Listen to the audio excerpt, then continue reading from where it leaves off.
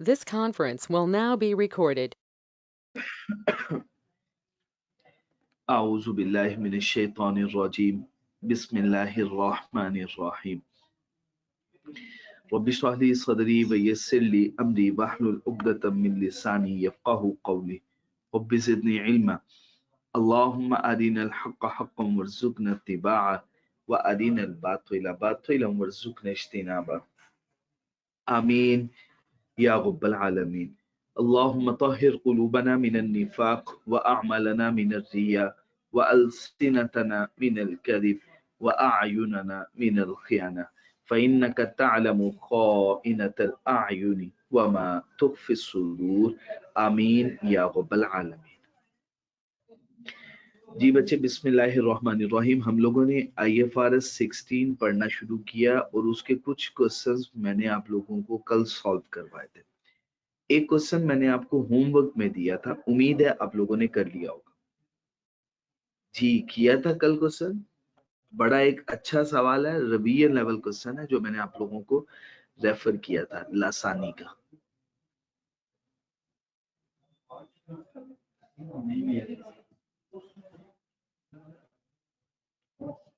नहीं किया?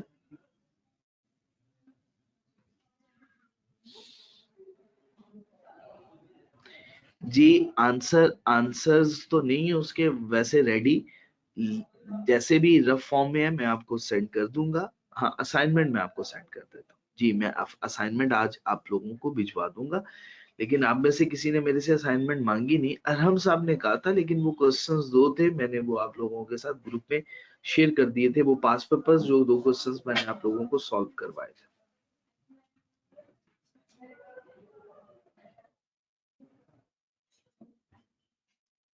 चले हम लेक्चर का पोर्शन पहले स्टार्ट कर लेते हैं, फिर उसके बाद अगर वक्त मिला तो मैं सॉल्व करवा दूंगा, नहीं तो कल मैं आपको या आज जो भी टाइम हमें मिलेगा उसमें लेक्चर्स के क्वेश्चंस भी सॉल्व करवा दूंगा और ये क्वेश्चन भी सॉल्व करवा दूंगा। ठीक हो गया?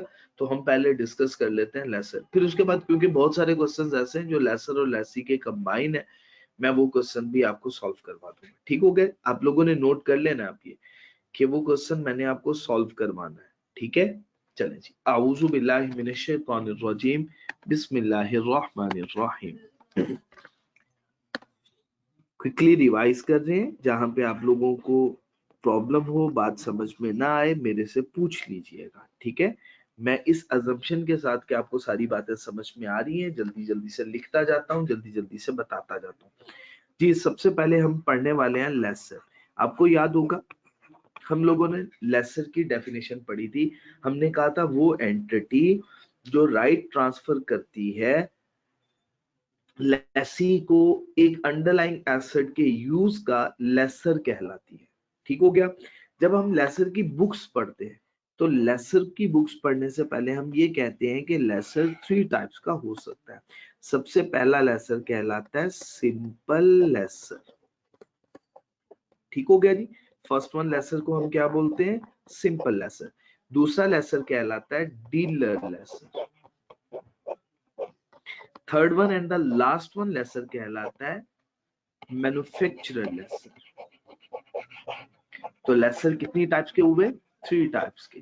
First one simple lessor, second one dealer lessor, third one manufacturer lessor. 3 types के लेसर होते हैं। ठीक हो गया जी? 3 टाइप्स के लेसर होते हैं, simple lessor, dealer lessor, manufacturer lessor. अच्छा, अभी एक और बात याद रखिएगा, जब भी हम बात करते हैं लेसर के लिहाज से लीज की, तो लेसर के लिहाज से लीज को हम बाइफरकेट करते हैं 2 टाइप्स में। फर्स्ट वन कहलाती है फाइनेंस लीज। बड़ा इंपॉर्टेंट कॉन्सेप्ट है, याद रखना है अब आप लोगों। सेकंड वन कहलाती है ऑपरेटिंग लीज।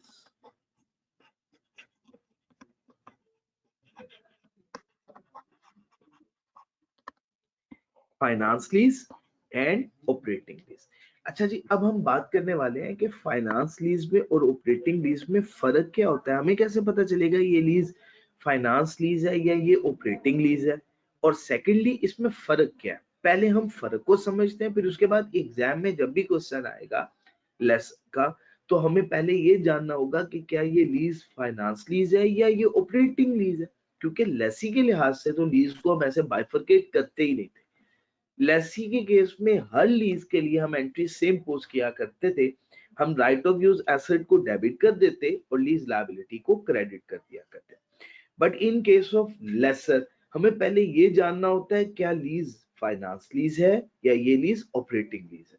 उसके कुछ इंडिकेशंस है, वो इंडिकेटर्स है 5+3, आपको याद होगा 5+3 वो इंडिकेटर्स। पहले आपने उनसे ये अंदाजा लगाना है क्या ये इंडिकेटर्स मौजूद हैं। अगर इनमें से कोई एक भी इंडिकेटर मौजूद हुआ या कंडीशन मीट कर गई वो फाइनेंस लीज होगी, और अगर कोई भी कंडीशन मीट ना की, 5 जो थी एडिशनल पढ़ेंगे, उनमें से भी कोई कंडीशन मीट ना की, तो तब वो लीज कहलाएगी हमारी ऑपरेटिंग लीज। ठीक है जी, मैं रिपीट कर रहा हूं, अगर कोई एक भी कंडीशन पूरी हो गई फाइनेंस लीज, और अगर सारी की सारी कंडीशन पूरी ना हो तो वो फिर ऑपरेटिंग लीज कहलाती है। ठीक है, तो पहला सवाल, फाइनेंस लीज और ऑपरेटिंग लीज में फर्क क्या। हम कहते हैं फाइनेंस लीज एक ऐसी लीज जिसमें substantial risk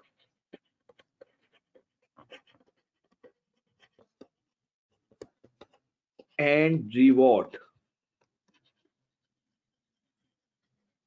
related to underlying asset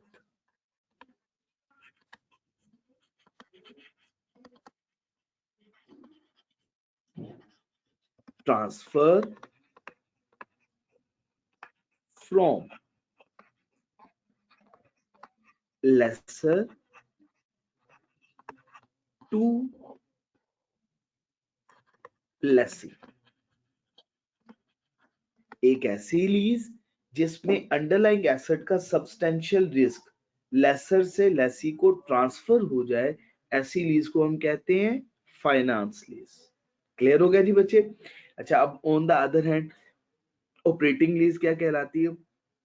एक ऐसी लीज जिसके अंदर substantial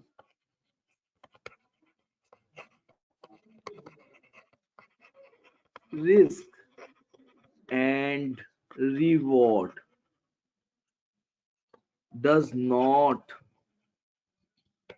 transfer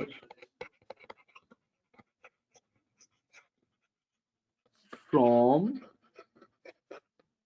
lessor to lessee। एक ऐसी लीज जिसमें substantial risk and reward lessor से लेसी को ट्रांसफर ना हो। देखिए मैंने वर्ड लिखा है डज नॉट, ना हो, और इसमें हमने कहा है कि ट्रांसफर हो जाए। अगर ट्रांसफर हो जाए तो फाइनेंस लीज, ना हो पाए तो शाबाश ऑपरेटिंग लीज। क्लियर हो गया जी बच्चे। तो अब लेसर के लिहाज से सबसे पहले हम डिस्कशन करेंगे सिंपल लेसर की, फिर उसके बाद हम कंबाइन पढ़ेंगे डीलर एंड मैन्युफैक्चरर लेसर को सेकंड। ठीक हो गया। और ये दोनों बातें हम किसके लिहाज से पहले पढ़ेंगे, फाइनेंस लीज के लिहाज से। फिर उसके बाद हम ऑपरेटिंग लीज में डिस्कशन करेंगे और ये भी डिसाइड करेंगे क्या ऑपरेटिंग लीज के केस में सिर्फ सिंपल लेसर ही होता है या मैन्युफैक्चरर डीलर का केस भी हो सकता है। ठीक है जी बच्चे, यूजुअली आपको ये सब बातें हम डिस्कस कर चुके हैं, क्वेश्चन बना के इस वजह से डिस्कस कर रहा हूं ताकि याद रह जाए, लॉन्ग लास्टिंग। बिस्मिल्लाहिर्रहमानिर्रहीम। हम सबसे पहले बात कर रहे हैं सिंपल लेसर और वो भी फाइनेंस लीज।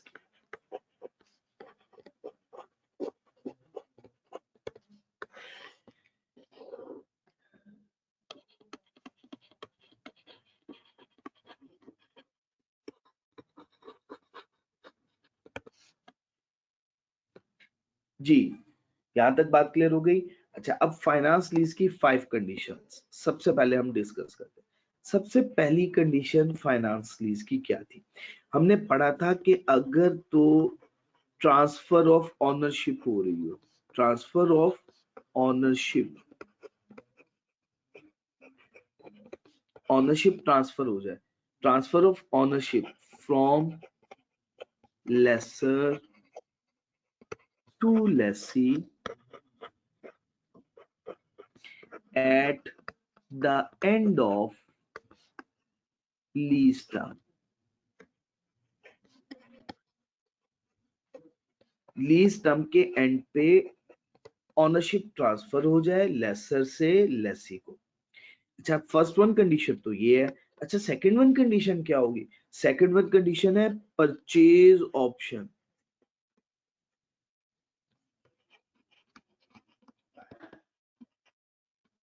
और वो याद है आपने कंडीशन पढ़ी थी कल, हमने क्वेश्चन भी सॉल्व किया था, रीजनेबली सर्टन हो कि लेसी इस ऑप्शन को एक्सरसाइज करेगा।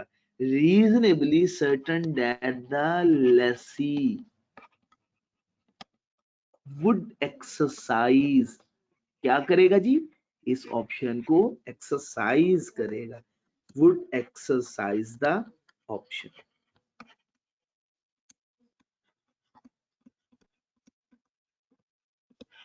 ये भी बात क्लियर हो गई।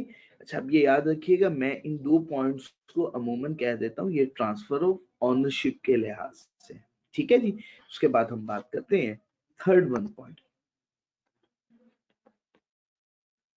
अच्छा अब थर्ड वन पॉइंट में हमने क्या कहा था? Present value of lease payment. इसका सेंटेंस जरा पढ़ना थोड़ा सा समटाइम हमारे लिए डिफिकल्ट हो जाता है, तो इसको हमने शॉर्ट में लिखा था। Present value of lease payment approximately equal to या covers the substantial portion of the fair value of the underlying asset। याद आ गई बात आपको? और हमने कहा था ये अप्रोक्सीमेटली गाइडलाइन है, स्टैंडर्ड ने कोई इंफॉर्मेशन नहीं दी। हमने क्या कहा था? ये अप्रोक्सीमेटली कितने परसेंट होगी, जल्दी से मुझे बताइएगा। अप्रोक्सीमेटली कितने परसेंट? 95%। शाबाश जी अरहम साहब, आप माशाल्लाह पहुंच चुके हैं 95%। जी जज़ाकुमुल्लाह खैर, जज़ाकुमुल्लाह खैर। नहीं बिलाल, बिलाल इसकी नहीं, इसकी 75% नहीं बिलाल, इसके लिए 95% है। किसके लिए 75% है? वो अगली कंडीशन। ठीक हो गया ना? तो हमने इसके लिए क्या कंडीशन पड़ी हुई है? Present value of lease payment covers the substantial portion of the fair value of the asset. ठीक हो गया जी? बिस्मिल्लाहिर्रहमानिर्रहीम। अच्छा जी fourth one condition, fourth one condition क्या पढ़ रखी है हम लोग? जल्दी से बताइएगा। फोर्थ वन कंडीशन क्या थी जो 75% बिलाल साहब बताना चाह रहे हैं? जी major part of the economic life of the asset. Major part of the economic life, ये 3/4 से 75% ऑफ द एसेट। जी बिल्कुल ठीक हो गया जी, बिल्कुल सही हो गया जी बिलाल साहब, अब बात समझ में आई है? हम ये कहते थे 3/4 या 75%। ये भी बात क्लियर हो गई। अच्छा अब last one fifth one condition हमने क्या पढ़ी थी? Specialised nature. सही हो गया जी। एसेट किस नेचर का हो? Specialised nature. ठीक हो गया जी? यहां तक कोई कंफ्यूजन तो नहीं है? सब बातें क्लियर हो गई। ये 5 कंडीशन, ठीक है। फर्दर 3 कंडीशंस जब हम लोग इंशाल्लाह डिस्कशन करेंगे नेक्स्ट, फिर उस इंशाल्लाह मैं आपके साथ डिस्कस करूंगा कि further 3 conditions. Fourth one point, अच्छा जी एक एसेट की होती है इकोनॉमिक लाइफ और एक एसेट की है यूजफुल लाइफ। ये जो एसेट है वो major portion of the economic life of the asset, ठीक है जी। Major part of the economic life of the asset. जो लीज टर्म होगी, जी पूरी बात लिख दूं फिर कि जो लीज टर्म होगी क्या होगी? Lease term is for major part of the economic life of the asset. मैंने शॉर्ट किया था, अब मैंने यहाँ पे मुकम्मल है। क्या मतलब हुआ? इसका मतलब ये हुआ कि लीज टर्म है, लेट्स सपोज 3 इयर्स। उस एसेट की जो इकोनॉमिक लाइफ है, उस एसेट को एक यूजर या एक से ज्यादा यूजर्स जितने भी टोटल पीरियड तक इस्तेमाल करते रहेंगे, वो टोटल लाइफ इसकी कहलाती है इकोनॉमिक लाइफ। ठीक है जी बच्चे, यहां तक कोई प्रॉब्लम तो नहीं है? ये थी कंडीशंस फाइनेंस लीज की। ठीक हो गया। इसके अलावा कुछ हमने 3 फर्दर कंडीशंस भी पढ़ी हुई हैं। चलें, बहरहाल मैं स्टेज पे उनको भी डिस्कस कर देता हूं। ठीक है। अच्छा बच्चे, 6th वन, इफ लेसी, अगर लेसी कैंसल द लीज, अगर लेसी लीज को कैंसल कर, लीज के मुआहदे को तोड़ डाले। ठीक हो गया जी। जितना भी लेसर का लॉस होगा,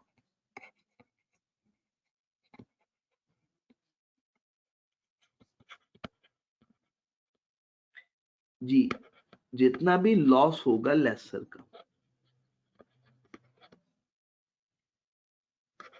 वो कौन बियर करेगी? शाबाश, जिसने कॉन्ट्रैक्ट को ब्रीच किया, कैंसल किया। ठीक हो गया जी। अच्छा, ये 6th वन है। उसके बाद 7th वन, जितना भी गेन हो या लॉस हो, किसकी वजह से? फेयर वैल्यू की वजह से। ये बात क्लियर हुई? उसकी प्राइस की फ्लक्चुएशन की वजह से जितना भी गेन या लॉस होगा, वो किसके पास ट्रांसफर होगा? Accrue to the Lesi.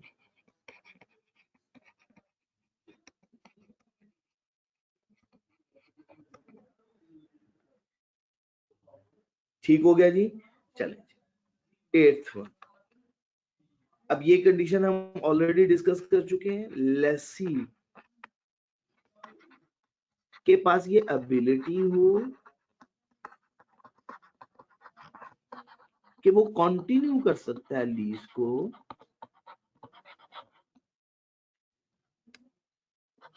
Secondary period के लिए,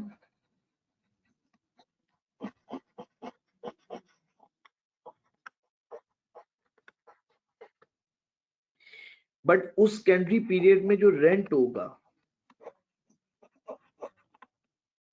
वो substantially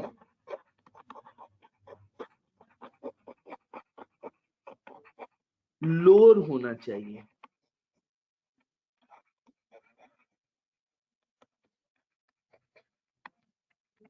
fair market rents.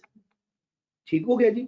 Lesi के पास ये एबिलिटी हो कि वो सेकेंडरी पीरियड के लिए लीज को कंटिन्यू कर सकता है, और अगर वो सेकेंडरी पीरियड के लिए लीज को कंटिन्यू करे तो उस पीरियड, सेकेंडरी पीरियड के अंदर फेयर मार्केट रेंट की वैल्यू सब्सटेंशियली लोअर होनी चाहिए।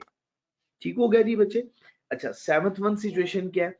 आपने एक एसेट लीज पे लिया, और मैं चाह रहा था कि 8th पॉइंट पहले मुकम्मल कर दूं, फिर 7th पॉइंट को मैं दोबारा से आपको समझा दूं अगर आपको समझ में नहीं आई। अब सुन लीजिएगा, मैं बता रहा हूं। अगर किसी भी प्लांट को या किसी भी एसेट को लीज पे एक्वायर किया गया, तो अब ऐसा भी तो हो सकता है कि उस प्लांट की या उस एसेट की फेयर मार्केट वैल्यू या बढ़ जाए या कम हो जाए। अगर फेयर मार्केट वैल्यू बढ़ जाए या उसकी फेयर मार्केट वैल्यू कम हो जाए, उसकी फेयर मार्केट वैल्यू के बढ़ने या उसकी फेयर मार्केट वैल्यू के कम होने का, अगर वैल्यू बढ़ेगी तो फायदा, अगर कम होगी तो नुकसान। किसको बर्दाश्त करना है? लेसी को बर्दाश्त करना है, लेसी को फेस करना है नुकसान। और अगर बेनिफिट है तो इंजॉय कौन करेगा? लेसी ही करेगा। अगर ये हुआ तो तब भी वो लीज क्या समझी जाएगी? वो लीज समझी जाएगी फाइनेंस लीज। जी अरहम साहब, अब बात क्लियर हो गई है जी? अब तो कोई कंफ्यूजन नहीं है जी? Yes, sir. अभी Thank you. हमने क्या क्लैरिफाई किया है? क्या आया ये लीज हमने ये फैसला किया कि आया ये लीज फाइनेंस लीज है या ये लीज ऑपरेटिंग लीज। ठीक हो गया जी। अच्छा अब बिस्मिल्लाहिर्रहमानिर्रहीम।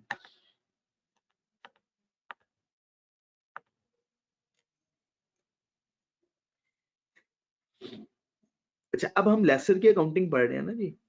सेकेंडरी पीरियड असद साहब, जैसे मैंने कल बताया था कि एक एग्जांपल मैं आपके साथ डिस्कस कर रहा था कि 3.5 ईयर एक कॉन्ट्रैक्ट हुआ जिसमें फर्स्ट पीरियड था 3.5 ईयर। लेसी को ऑप्शन दे दी गई कि आपने 3.5 ईयर में हर 6 महीने में 48 मिलियन की रेंटल की अमाउंट पे करनी है। 48 मिलियन रेंटल पे करना है और मार्केट का रेंट भी यही है। 3.5 ईयर तक आपने ये पे करते रहना। अगर आप चाहोगे तो हम आपको अगले 1.5 ईयर या 1.5 ईयर के लिए लीज एक्सटेंड भी करके दे सकते हैं। लेकिन जब लीज एक्सटेंड होगी 1.5 ईयर के लिए फर्दर, उस टाइम में आपको लीज रेंटल पे करना है जस्ट 15 मिलियन का।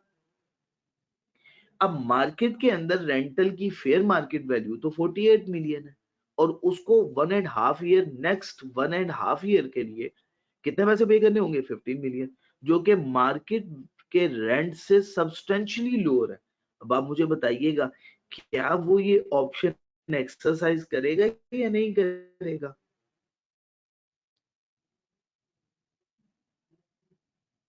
जी बताइएगा, क्या ये वो ऑप्शन एक्सरसाइज करेगा या नहीं करेगा? क्लियर हो गया? तो फिर वो सेकेंडरी पीरियड को भी शामिल करके टोटल लीज टर्म कंसीडर की जाएगी। ठीक है जी। बिस्मिल्लाहिर्रहमानिर्रहीम। अच्छा बच्चे, लीज पेमेंट के लिए कुछ फॉर्मूलाज मैं लिखने लगा हूं, फिर उसके बाद मैं इसकी कैलकुलेशन 1 बाय 1 आपके साथ स्टार्ट कर दूंगा।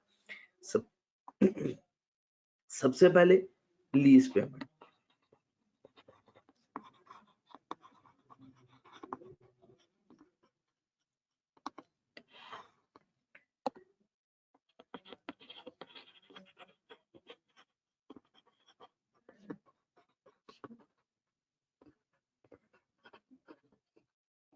ऑनरशिप ट्रांसफर होगी तो फिर इस सिचुएशन में फॉर्मूला क्या होगा?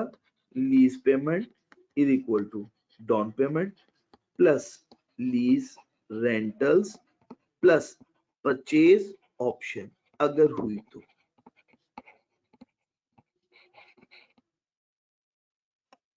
अच्छा सेकंड वन ऑप्शन,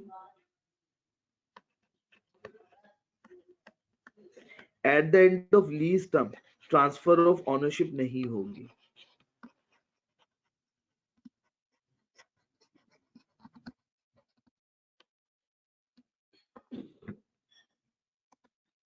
इसके केस में लीज पेमेंट का फॉर्मूला क्या होगा? Down payment plus lease rentals plus guaranteed residual value. ठीक हो गया जी। रेजिडुअल वैल्यू क्या होती है? Eight the end of lease term asset की जितनी भी वैल्यू होगी वो वैल्यू कहलाती है रेजिडुअल वैल्यू। कौन सी वैल्यू कहलाती है? रेजिडुअल वैल्यू कहलाती है। रेजिडुअल वैल्यू दो तरह से, एक कहलाती है guaranteed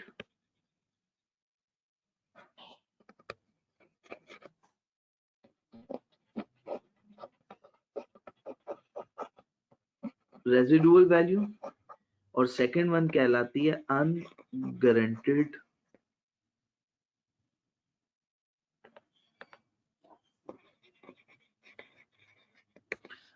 residual value. Guaranteed residual value और अनगारंटीड रेजिडुअल वैल्यू, दो तरह की रेजिडुअल वैल्यू। अच्छा जो गारंटीड रेजिडुअल वैल्यू होती है वो हमेशा लीज पेमेंट का पार्ट बनती है और जो अनगारंटीड रेजिडुअल वैल्यू है ये लीज पेमेंट का पार्ट नहीं बनती, बल्कि ये किसका पार्ट बनेगी? ग्रॉस इन्वेस्टमेंट का पार्ट बनेगी। ये बात आपने याद रखनी है। Guaranteed residual value lease payment का पार्ट बनेगी but unguaranteed residual value gross investment. ठीक हो गया जी, कोई प्रॉब्लम तो नहीं है? अब इसके बाद हमें वर्किंग करनी है, हमें कैलकुलेशन करनी है कि ग्रॉस इन्वेस्टमेंट किसके इक्वल होती है?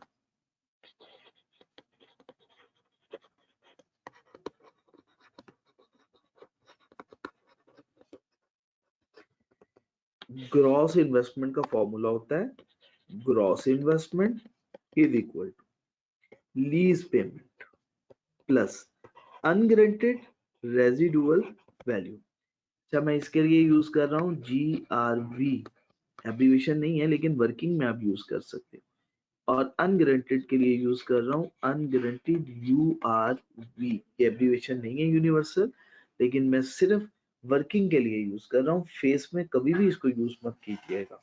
तो ग्रॉस इन्वेस्टमेंट किसके इक्वल होती है? ग्रॉस इन्वेस्टमेंट होती है lease payment plus unguaranteed residual value. इसके बाद वालेकुम अस्सलाम रहमतुल्लाहि व बरकातहू। इसके बाद अगला फॉर्मूला है नेट इन्वेस्टमेंट।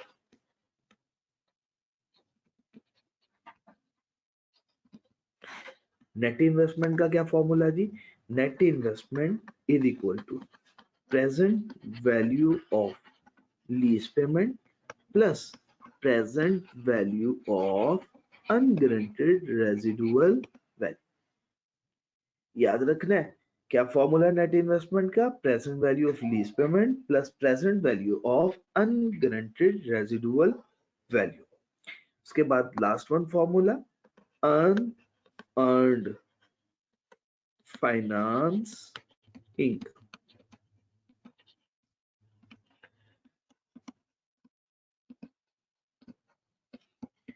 इसको हम UFI भी लिख देते हैं, अनअर्न्ड फाइनेंस इनकम। ठीक हो गया जी। इसका क्या फॉर्मूला होता है अनअर्न्ड फाइनेंस इनकम का? UFI is equal to gross investment, इसमें से माइनस कर दें नेट इन्वेस्टमेंट। ठीक हो गया जी। ग्रॉस इन्वेस्टमेंट में से क्या माइनस करना है? Net investment. ग्रॉस इन्वेस्टमेंट में से नेट इन्वेस्टमेंट माइनस करेंगे तो ये हो गई अनअर्न्ड फाइनेंस इनकम की फिगर। ठीक हो गया जी। कोई प्रॉब्लम तो नहीं है? किसी तरह की कोई कंफ्यूजन? जी ठीक हो गया जी। अच्छा, एक फॉर्मूला और अब याद रखिएगा, बहरहाल इसको हम इंशाल्लाह डिटेल डिस्कस भी करेंगे। Fair value plus initial direct cost is equal to present value of lease payment plus present value of unguaranteed residual value. ये याद रखिएगा, ये फॉर्मूला ये आपको याद होगा 1 से 2 क्वेश्चन में यूज भी किया था। हमने कहा था वो रेट, याद कीजिएगा, वो रेट जो फेयर वैल्यू प्लस IDC को present value of lease payment और present value of unguaranteed residual value के इक्वल कर दे, उस रेट को हम क्या कहते हैं? क्या कहते हैं जी इस रेट को? IRR। क्या वर्ड बोलते हैं? Implicit rate of interest. Implicit rate of interest, हमने ये रेट यूज करना है। और अगर ये रेट मौजूद ना हो तो फिर हम कौन सा रेट यूज करते हैं? बोरोइंग रेट यूज करते हैं। ठीक है जी, इंक्रीमेंटल बोरोइंग रेट यूज करते हैं। अच्छा, अगेन अब हम समझने वाले हैं स्टैंडर्ड को। तो इसका वो पोर्शन जिसमें बुक्स ऑफ अकाउंट्स हम लेसर की समझेंगे। तो सबसे पहले रिकॉर्डिंग।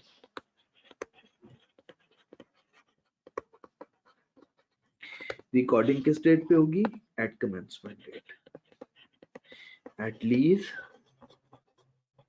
Commencement date. वो डेट जिस दिन लेसर अंडरलाइंग एसेट का राइट लेसी को ट्रांसफर कर देगा, वो डेट क्या कहलाती है?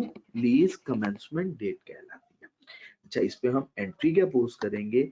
हम एंट्री पोस्ट करेंगे net investment debit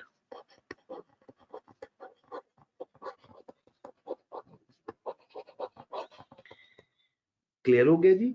net investment या इसे लीज रिसीवेबल भी कह दिया जाता है। ठीक है जी, net investment debit, lease receivable debit.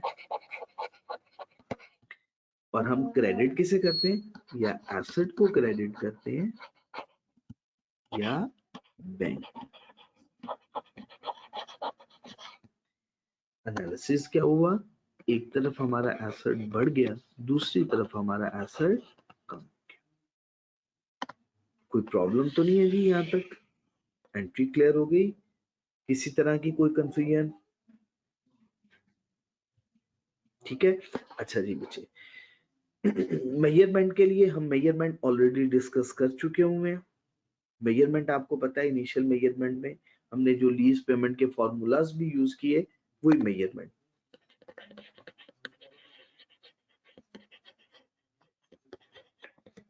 ठीक है जी, मेजरमेंट हम डिटेल डिस्कस कर चुके होंगे।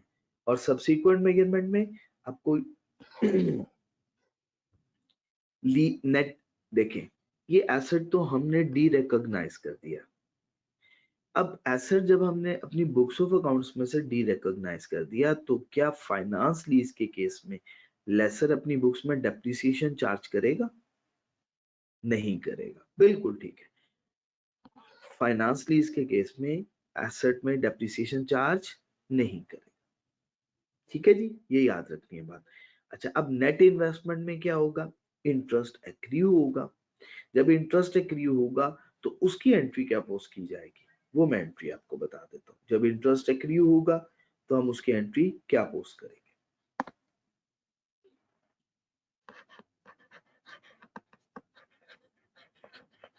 अल्लाह माफ फरमाए, अल्लाह ताला हमें इससे बचा के रखे। ठीक है जी, तो ये आप लोगों ने प्रैक्टिकल लाइफ में ये एंट्रीज पोस्ट नहीं करनी। अल्लाह ताला हमें माफ फरमाए। इसके 1 रुपए का गुनाह भी अनएक्सप्लेनेबल।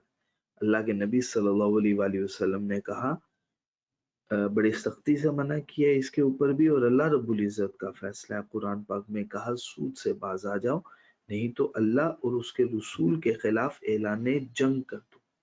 ठीक है, मैं आप लोगों के साथ एक इंफॉर्मेटिव इंशाल्लाह लेक्चर भी शेयर करूंगा, उसमें कुछ बातें मैंने बताई हुई हैं सूद के बारे में। तो आप लीज को पढ़ने से पहले, या IFRS 9 जो फाइनेंशियल अरेंजमेंट है, या IFRS 15 में जो फाइनेंशियल अरेंजमेंट्स हैं, उनको पढ़ने से पहले उसको जरूर सुनिएगा। ठीक है, अल्लाह ताला हमें बचा के रखे, बड़ा सख्त गुनाह है। अल्लाह ताला हम सब लोगों को अपनी हिफ्ज़ व मान में रखे। अल्लाह ताला हमें हलाल में बरकत दे दे और सेटिस्फाइड जिंदगी गुजारने की अल्लाह हमें तौफीक दे। और अल्लाह ताला क़यामत के रोज हमारा हाल क्या हो, ला खौफुन अलैहिम वला हुम यहज़नून, अल्लाह ताला हमें उनमें शुमार करे। ठीक है जी, अल्लाह मुझे माफ फरमा दे जी। उसके बाद बचे इसे फाइनेंस इनकम।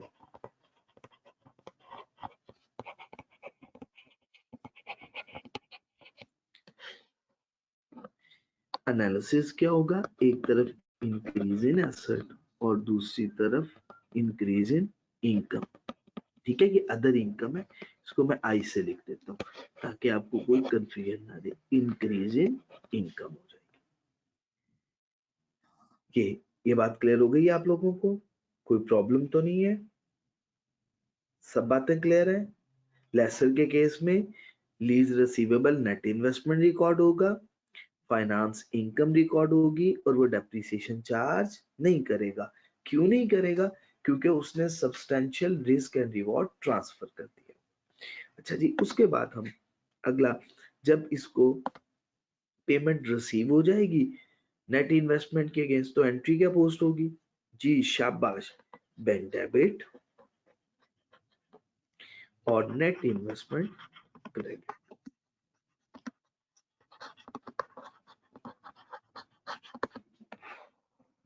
इसका एनालिसिस क्या होगा, एक तरफ एसेट बढ़ गया, दूसरी तरफ एसेट कम हो गया। अगर हम इसकी कंपाउंड एंट्री पोस्ट करें तो कंपाउंड एंट्री भी हो सकती है, मैं वो भी आपको बता देता हूँ कि MCQs में आए, आपको किसी तरह की कोई कंफ्यूजन हो। ठीक है जी, bank debit, net investment credit,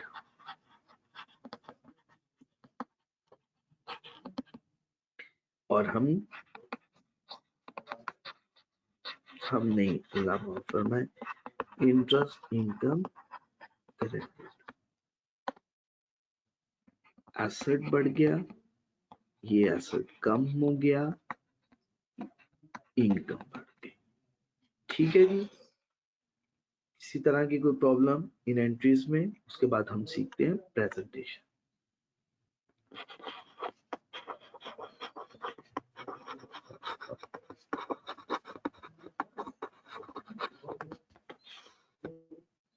अच्छा जी, प्रेजेंटेशन के अंदर दो, सबसे पहले statement of financial position. Statement of financial position में नॉन करंट एसेट्स,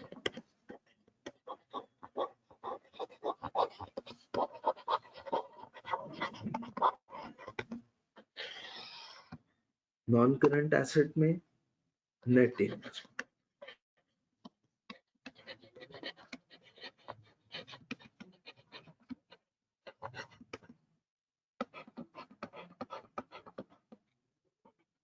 ठीक हो गया जी। उसके साथ ही साथ करंट एसेट्स,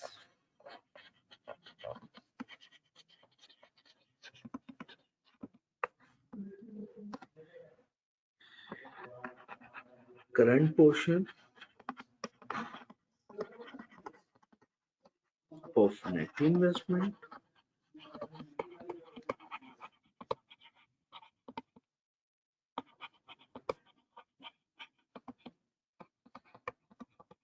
जी बिलाल साहब ये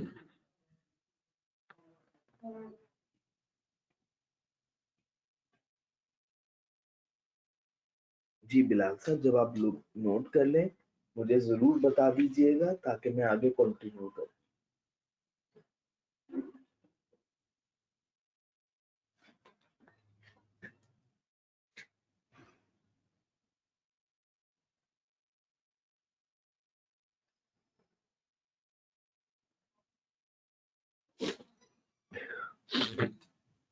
जी जज़ाकुमुल्लाह खैर। Current portion of net investment,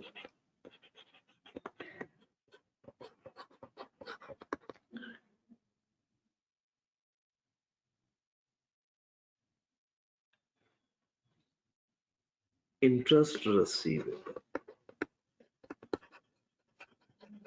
ये भी मैसेज आया था एक बच्चे का, मैं नहीं सुन पाया या पढ़ नहीं पाया। सलाम रहमतुल्लाह। तो क्या हाल है जी आपका, तबीयत ठीक है आपकी? अच्छा जी, इंटरेस्ट रिसीवेबल करंट एसेट्स, ठीक हो गया जी। इसके बाद स्टेटमेंट ऑफ कॉम्प्रिहेंसिव इनकम,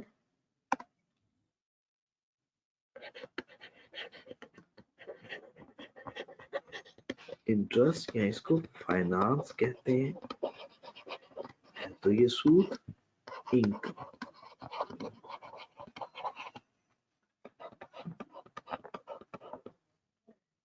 ठीक हो गया जी, ये आपके सामने है। अब लास्ट पे मैं इसके नोट्स आपके साथ डिस्कस करूंगा।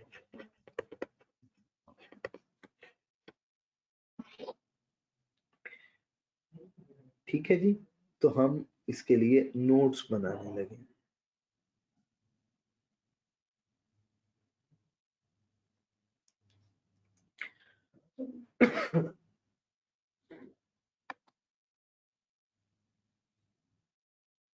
सबसे पहले नोट्स के अंदर हमने नोट नंबर मेंशन करना है। ठीक हो गया। अच्छा, अब नोट नंबर मेंशन करने के बाद अतीकुर रहमान, मैं सिर्फ 1 मिनट आपका मैसेज पढ़ता हूँ। वो ना मैसेज की लेंथ काफी है, वो हाइड हो जाता है। सिर्फ 2 मिनट मैं इसको मुकम्मल कर लूँ, फिर इंशाल्लाह मैं आपको उसका आंसर भी करूँगा। ठीक है, चलिए। बिस्मिल्लाहिर्रहमानिर्रहीम। हमें नोट नंबर मेंशन करना है यहाँ पे, नोट नंबर 20। उसके बाद नेट इन्वेस्टमेंट।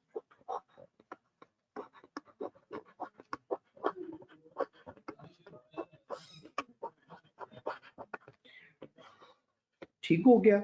अच्छा, अब सबसे पहले आपने क्या लिखना है,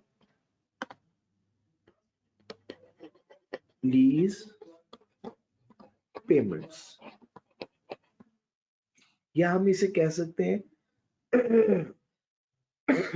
सॉरी माजर, मैं सेपरेट कर देता हूँ। अच्छा, लीज पेमेंट में हम अज्यूम कर देते हैं कि गारंटेड रेजिडुअल वैल्यू भी शामिल है। हम यहाँ पे सेपरेट भी कर सकते हैं इसको। हम ये लीज रेंटल्स लिखते हैं।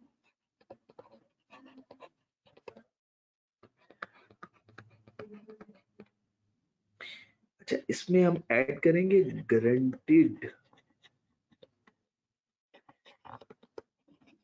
Residual value.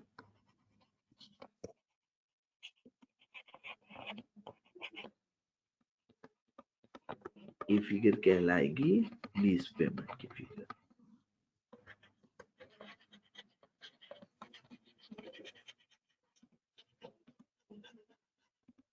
ये जरूरी नहीं है ये प्लस का साइन लगाना, ठीक है। ऐड लिख सकते हैं आप यहाँ पे, ऐड गारंटेड रेजिडुअल वैल्यू। ठीक हो गया जी। ग्रॉस इन्वेस्टमेंट जी। सर इसमें अगर कोई डाउन पेमेंट होगी तो वो आएगी साथ? नहीं, डाउन पेमेंट तो हम पे कर चुके होंगे ना, वो तो खत्म होगी बात।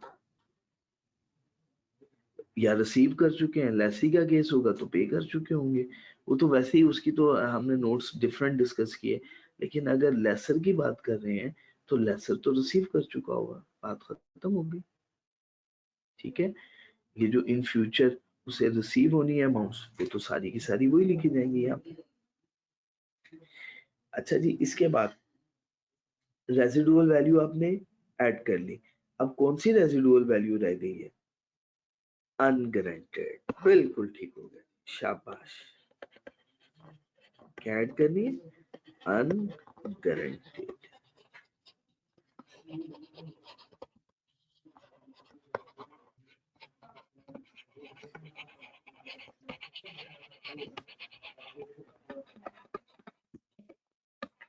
इसको ऐड करेंगे gross investment.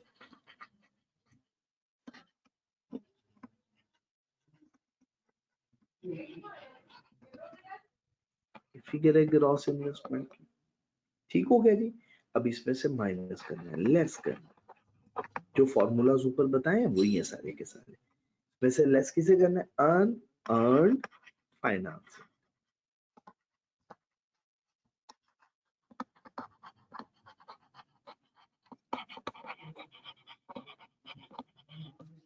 Unearned finance income यहाँ से डिडक्ट कीजिएगा। अनअर्न्ड फाइनेंस इनकम डिडक्ट हो जाएगी कि कहलाएगी नेट इंटरेस्ट।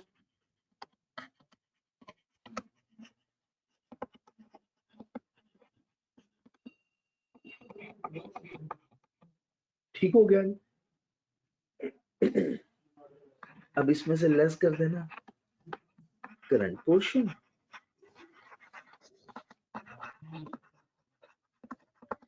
किसका current portion? Net investment. Current portion of net investment.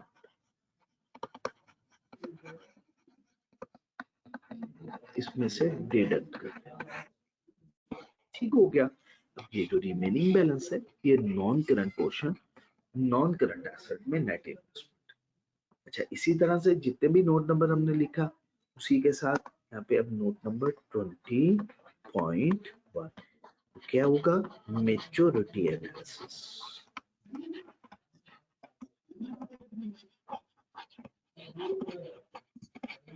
Again उसी तरह से कॉन्ट्रेक्चुअल अनडिस्काउंटेड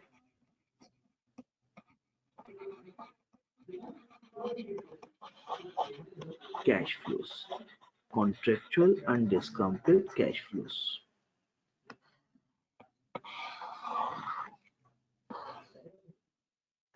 ठीक हो गया। अच्छा, कॉन्ट्रेक्चुअल अनडिस्काउंटेड कैश फ्लोस में कल हम लोगों ने पढ़ा था, सबसे पहले हम लिखते हैं नॉट लेटर देन, क्यों तला इब्राहिम, अब बात क्लियर है ना? Not later than 1 year. ये फिगर आ गई। फिर उसके बाद later than 1 year but not later than 5 year. या हम इसको जैसे हम कल हमने पैटर्न फॉलो किया वही वाला पैटर्न फॉलो करते हैं, बिल्कुल ही चेंज करते हैं। इसको कहते हैं 1 to 2 ईयर। फिर उसके बाद 2 to 3 ईयर,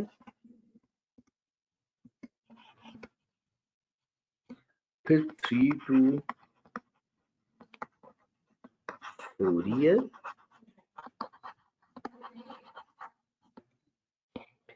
फिर नेक्स्ट 4 to 5 ईयर, फिर उसके बाद last one more than 5 year.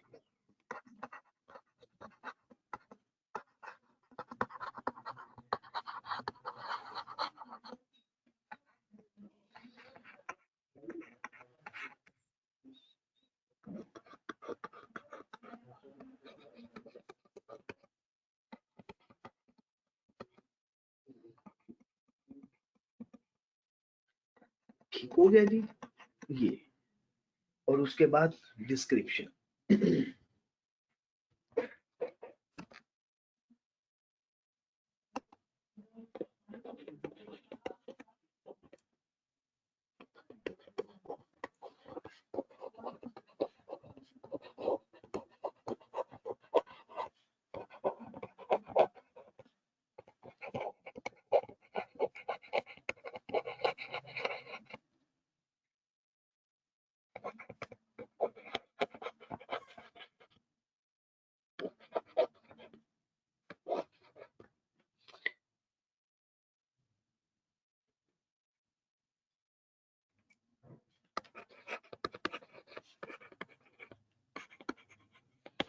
अगर कंपनी का नाम गिवन होगा वो हम यहाँ पे मेंशन कर देंगे।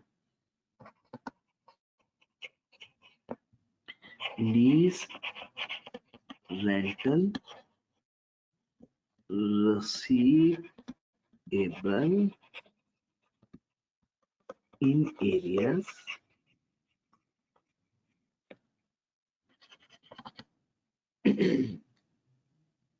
at end या in areas काफी है।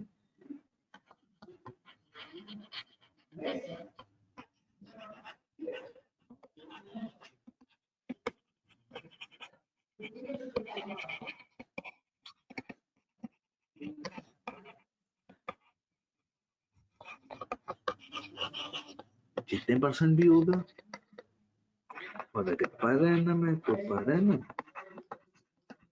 हाफ ईयरली है तो हाफ ईयरली, क्वार्टरली जैसे भी। और अगर इसमें कोई रिस्ट्रिक्शन हुई तो वो मेंशन कर दीजिए। ठीक हो गया जी, यहाँ तक कोई प्रॉब्लम तो नहीं है। इसमें लीज टर्म भी मेंशन कर सकते हैं। The company has provided lease asset to dash company for a lease term, जितना भी पीरियड होगा वो मेंशन कर दीजिएगा। Lease rental receivable in arrears, और lease carries markup at the rate of कितने परसेंट पर एनम, जो भी मेंशन होगा। ठीक हो गया जी, कोई कंफ्यूजन तो नहीं है यहाँ तक, किसी भी तरह की कोई प्रॉब्लम?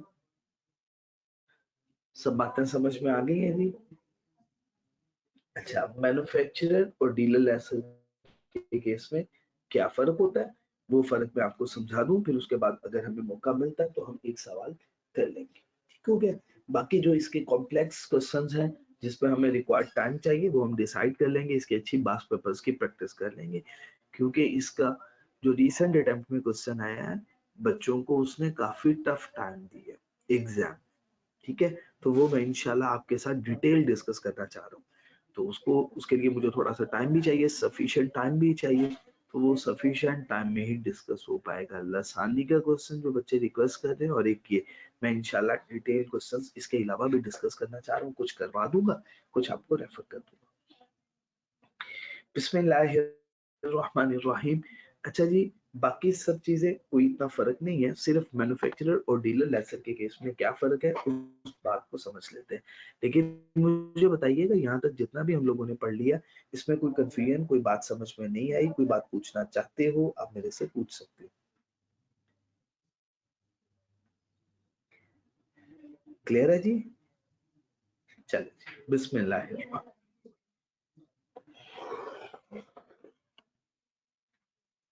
जज़ाकल्लाह जी। स्टार्ट कर रहे हैं। मैन्युफैक्चरर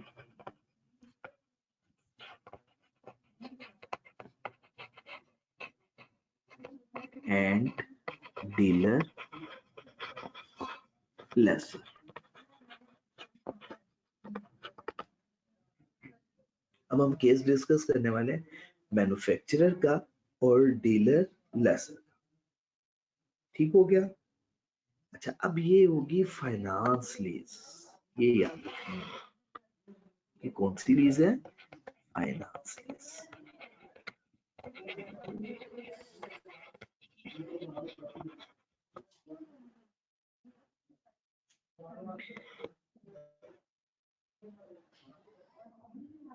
ठीक हो गया।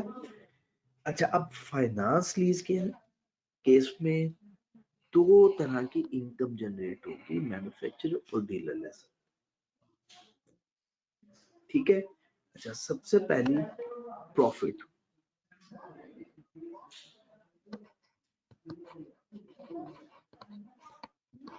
या लॉस, और सेकंड वन है इंटरेस्ट।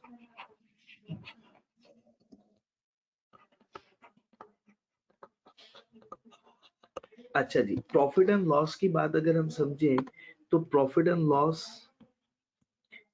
Outright sale. ठीक है जी। हमने करना क्या होता है प्रॉफिट एंड लॉस के लिए? पहले हम रूल पढ़ लेते हैं, फिर उसके बाद आपको ये बातें समझ में आ जाएगी। सबसे पहली बात है कि आपको रेवेन्यू रिकॉग्नाइज करना। ठीक हो गया। आपने सबसे पहले क्या करना है? Revenue is recognised.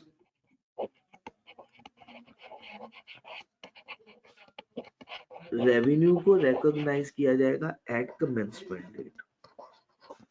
Revenue is recognised at commencement date. Revenue को रिकॉग्नाइज किया जाएगा किस डेट पे? At commencement date. अच्छा, अब ये बात से पहले समझ लें, दो तरह के लेसर हम बात कर रहे हैं। पहली बात है डीलर। पहले हमने पढ़ा था सिंपल लेसर। सिंपल लेसर वो था जिसका principal operations financial arrangement provide करना था, उस स्पेसिफिक एसेट में डील करना नहीं था। जैसे अगर कोई इंसान बैंक के पास जाता है और बैंक से जाके कहता है बैंक भैया मुझे गाड़ी चाहिए, मुझे गाड़ी लीज पे प्रोवाइड कर दे। अब बैंक का काम गाड़ी बेचना और खरीदना नहीं है। बैंक तो फाइनेंशियल अरेंजमेंट प्रोवाइड करता है, वो तो एक फाइनेंशियल एक्टिविटी परफॉर्म कर रहा होता है। किसी को लोन की जरूरत है, कोई अकाउंट ओपन करवाना चाहता है, कोई पे ऑर्डर बनवाना चाहता है, तो ये क्या है? वो तो ये एक्टिविटीज परफॉर्म करता है। उसका काम गाड़ियां बेचना और गाड़ियां खरीदना थोड़ी ना है। अच्छा, अब अगर कोई डीलर जो ये काम कर रहा हो, जो उस प्रोडक्ट पे डील कर रहा हो, वो कहलाता है डीलर। अगर वो लीज पे कोई भी एसेट प्रोवाइड कर दे जिसमें वो डील कर रहा हो, ऐसे लेसर को कहते हैं डीलर लेसर। उसकी मैं एक मिसाल देता हूं, जैसे सेठी मोटर्स, ये डीलर है। इसी तरह से और भी बहुत सारे मोटर्स हैं। अच्छा, अब ये डीलर है, डील करता है उस गाड़ियों की ट्रांजैक्शंस में डीलिंग करता है, एक्टिविटीज परफॉर्म करता है। अगर ये लीज पे प्रोवाइड कर दे गाड़ी, तो ये क्या बन जाएगा? एक डीलर भी है और लेसर भी है। इसी तरह से manufacturer Suzuki, Honda, Toyota Corolla, अब ये मैन्युफैक्चरर है। अब अगर ये मैन्युफैक्चरर लीज पे गाड़ी प्रोवाइड कर दे तो इनको कहेंगे मैन्युफैक्चरर लेसर। ये फर्क समझ में आ गया? अच्छा, अब जब डीलर और मैन्युफैक्चरर लीज की ट्रांजैक्शन करेंगे, लीज का कॉन्ट्रैक्ट करेंगे, जिस दिन कॉन्ट्रैक्ट करेंगे वो डेट होगी कमेंसमेंट डेट। ये कमेंसमेंट डेट कहलाएगी ना। कमेंसमेंट डेट पे जब उन्होंने लीज का कॉन्ट्रैक्ट किया, उसी वक्त रेवेन्यू रिकॉग्नाइज हो जाएगा। ठीक हो गया जी, रेवेन्यू रिकॉग्नाइज हो जाएगा। अब जब रेवेन्यू रिकॉग्नाइज करेंगे तो साथ ही कॉस्ट ऑफ सेल्स की भी ट्रांजैक्शन होगी, कॉस्ट ऑफ सेल्स को भी रिकॉर्ड किया जाएगा। ठीक हो गया। अच्छा, अब उस सिचुएशन में क्या होगा? प्रॉफिट एंड लॉस किस डेट पे रिकॉर्ड होंगे? At commencement date. बिल्कुल ठीक हो गया, कोई प्रॉब्लम तो नहीं है। Point in time.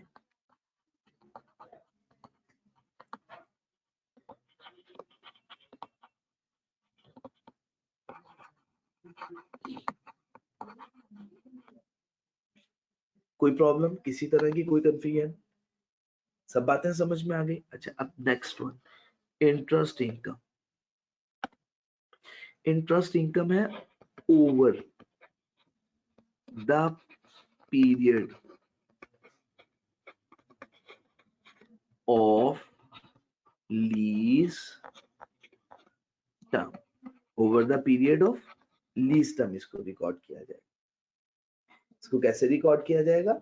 Over the period of lease term. ठीक हो गया। अब इसके लिए एक एंट्री और उसकी वैल्यू कैसे हमने कैलकुलेट करनी है वो समझाने दो जी। मैं रिपीट कर देता हूं।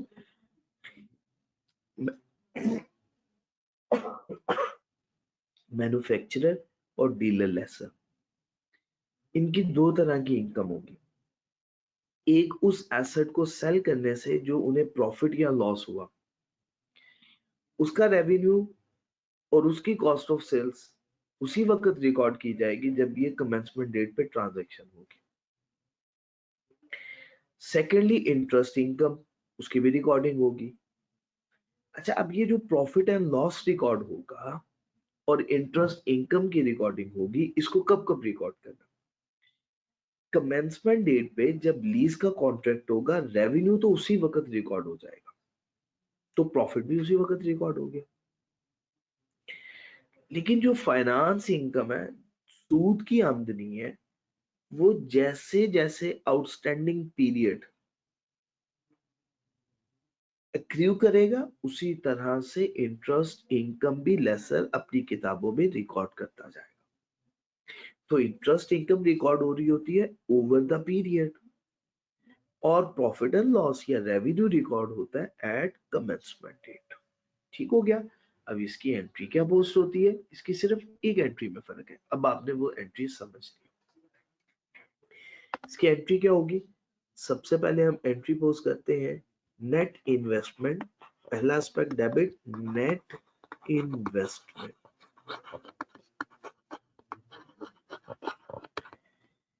और डेबिट करेंगे कॉस्ट ऑफ सेल्स। क्रेडिट करेंगे, ठीक हो गया, दो एस्पेक्ट डेबिट कर दिए। अच्छा, अब क्रेडिट करेंगे सेल्स, और साथ ही साथ क्रेडिट करेंगे इन्वेंट्री को। ये मुकम्मल एंट्री पोस्ट होगी। एनालिसिस क्या हुआ? Increase in asset, increase in expense, increase in revenue और डिक्रीज इन एसेट। अब वन बाय वन, सबसे पहले हमें ये जानना है कि नेट इन्वेस्टमेंट को किस अमाउंट से रिकॉर्ड करेंगे।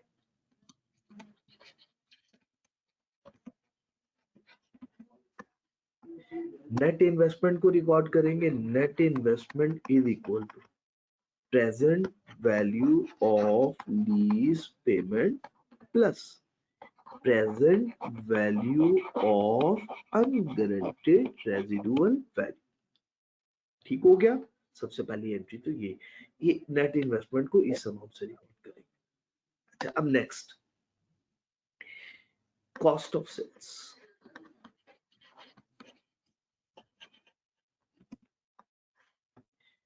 कॉस्ट ऑफ सेल्स को किससे रिकॉर्ड करेंगे? कॉस्ट ऑफ सेल्स को रिकॉर्ड करेंगे